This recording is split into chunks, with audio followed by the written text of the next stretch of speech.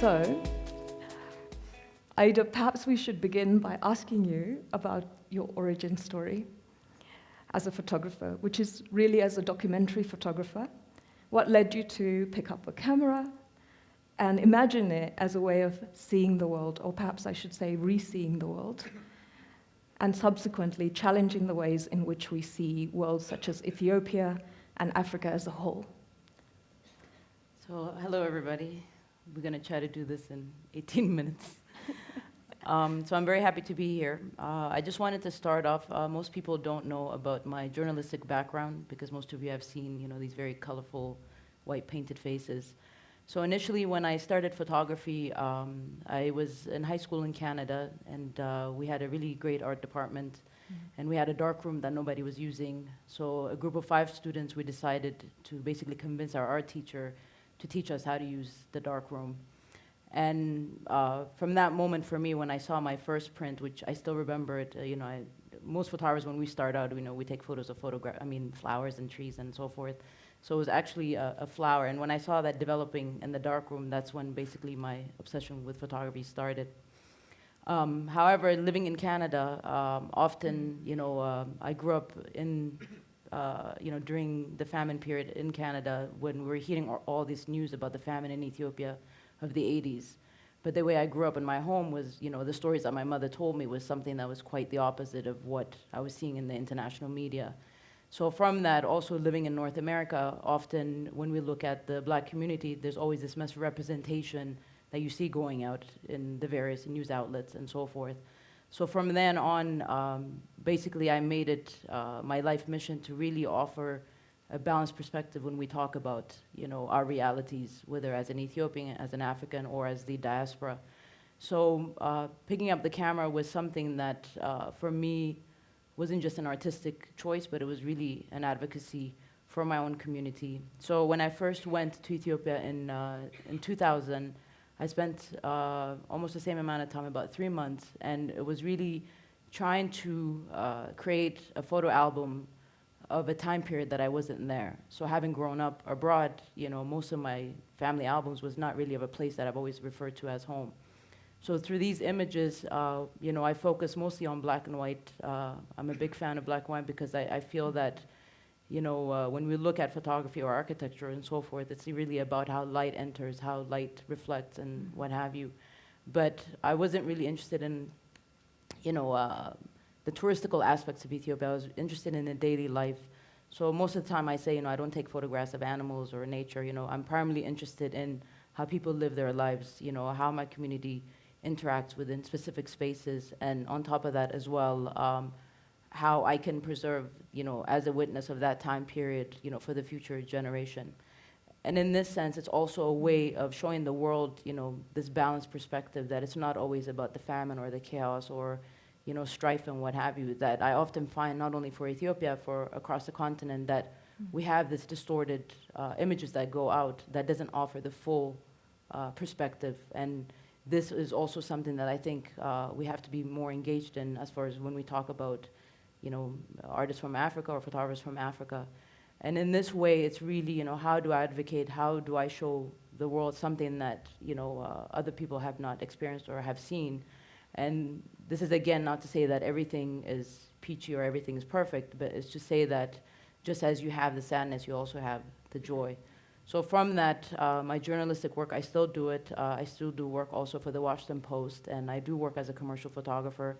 I'm not sort of a snobby photographer or artist or an elitist when it comes to that. I believe photography is photography. And within that, I exist in different realms within image production.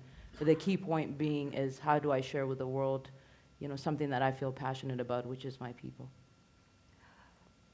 Of course, what you're now known around the world and all over Johannesburg is for your fine artwork. Your first solo exhibit, The World is Nine, includes striking images based on photographs taken at Lekar train station in Addis Ababa, one of the oldest train stations in Africa. Will you speak about the historic and symbolic significance of this train station and why you chose it as a backdrop? What's the role of nostalgia in your work? So as an Ethiopian, nostalgia I don't know, a big part of our culture. You know, we're always looking to the past. And, you know, Lagahar was a train station that was built at the turn of the century. It was a relation between the Ethiopian and French government. And the train line basically went from Addis Ababa to Djibouti, which is the port. You know, in a lot of my research, what I look at is, you know, I go through many archive images, and through those archives, you know, I've seen a lot of images from the 30s and 40s, and, you know, there was so much elegance and so much dignity, and within that elegance and dignity, there was also, you know, so much of our culture, which is not necessarily a Western interpretation, but our own. So my inspiration, whether it's the clothing, whether it's the location, it's really looking at, even for myself, I am in transit, so, you know, having grown up in so many places, it really goes back to also, you know, not only my personal history, but the history of the country, and how, you know, we've gone through so many challenges, but at the same time also there has been victories within that. And through this interpretation, what I'm looking at is how do I bring elements of the past into the future, but within that also, how can I have my conversation of, you know, the things that I've experienced, not only abroad, but also within the country.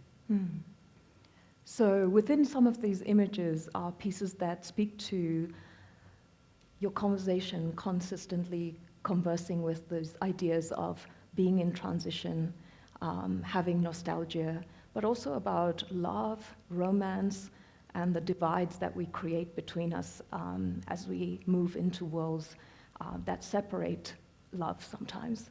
And in particular, I was struck by Conversation, which is a piece that was inspired by British-Ethiopian poet Lem Sisse's poem, The Elephant in the Room.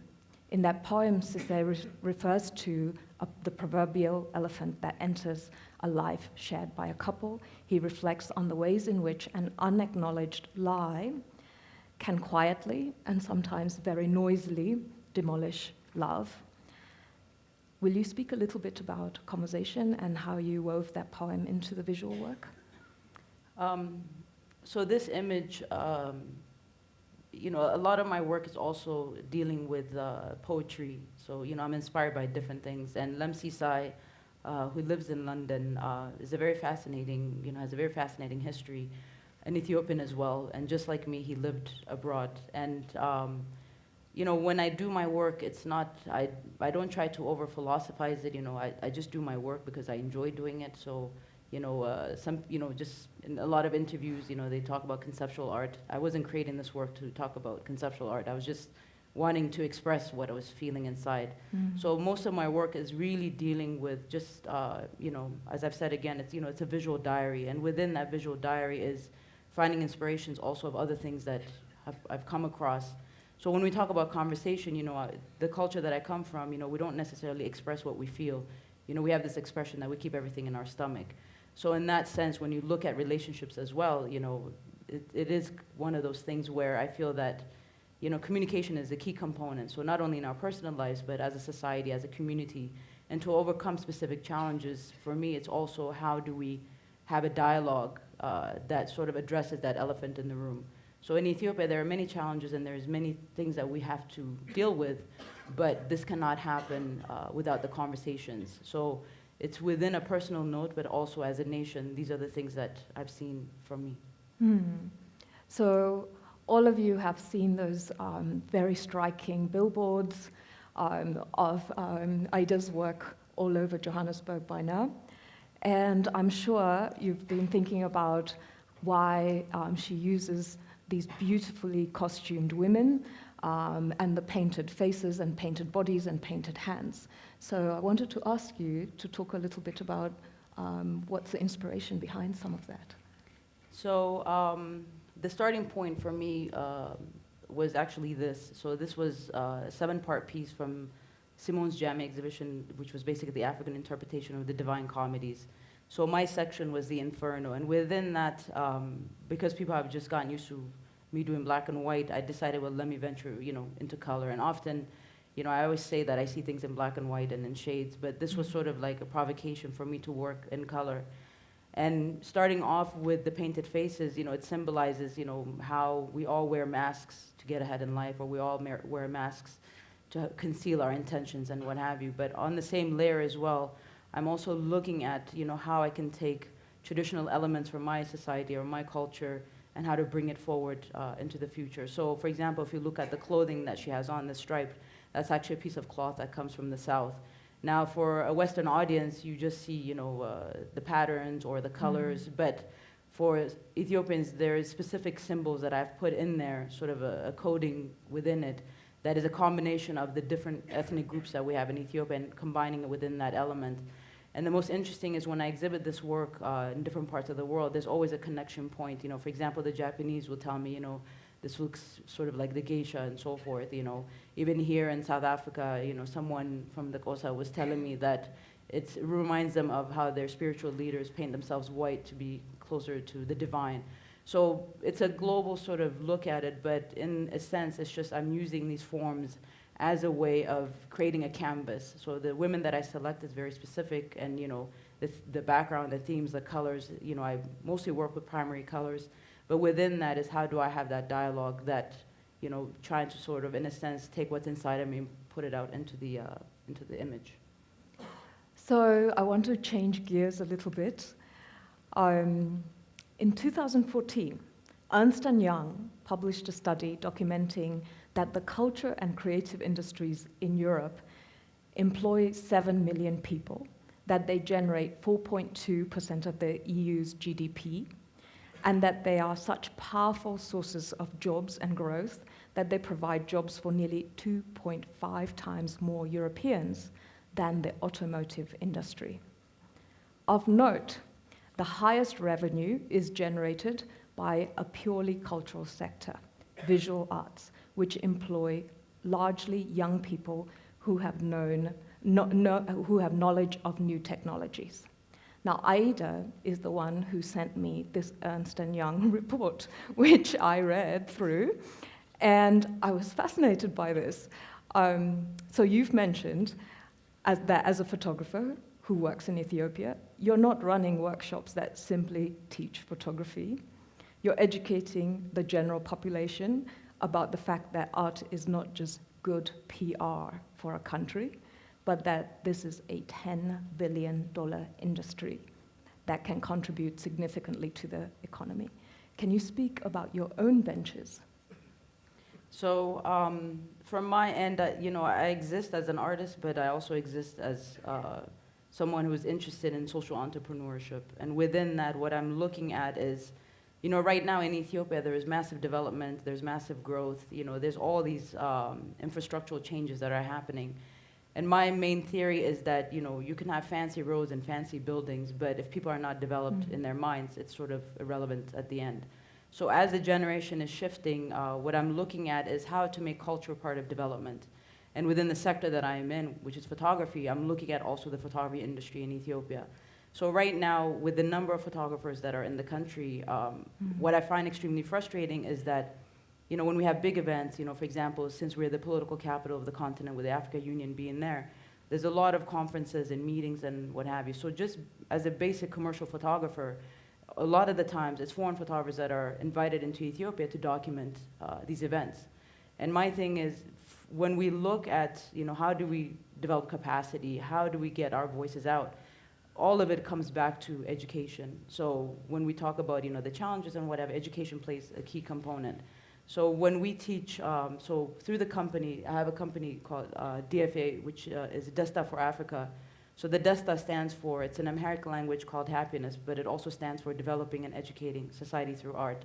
So what my main conversation in the past 6 years has been, how do we make culture part of the development, but more importantly, how do we address the importance of the creative sector?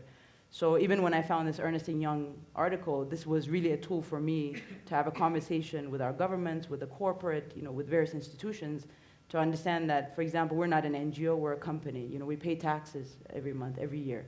And within that context, it's really, this is the format that I feel that we need to focus on throughout the continent. And as we know, culture is, you know, we're rich in culture in Africa. So if you look at, you know, the theater, dance, if you look at artifacts, photography, even contemporary art and so forth.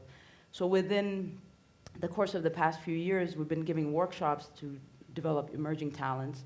Outside of that, it's not just developing emerging talents, but it's also to make them understand how the industry functions. And then how do we increase the visibility? So for example, if we have Associated Press, Reuters, all these major publications that are coming into town, instead of sending somebody in, there's already a talent pool that they can pick from in order to engage the international community in that sense. So for me, it wasn't the teaching only, but it was also, we wanted to also teach the audience. So when we organized the Addis Foto Fest, which is, we're on our 4th edition, and we do it every 2 years, through the Addis Foto Fest, it became an activity where what I was looking at is that, it wasn't just about me fantasizing about these ideas within my office, but how do we spread this to the general public? So when we do exhibitions, what has been fascinating in the course of the various years is that it has progressively been, growing in numbers, but within that, getting the international visibility, and also at the same time, teaching the government, teaching the audience of the role of photography, that it's not just one thing, but it has various tools. So in the course of everything that I do, my ultimate goal is how do we use visual communication for change? That's all. Thank you. Thank you very much.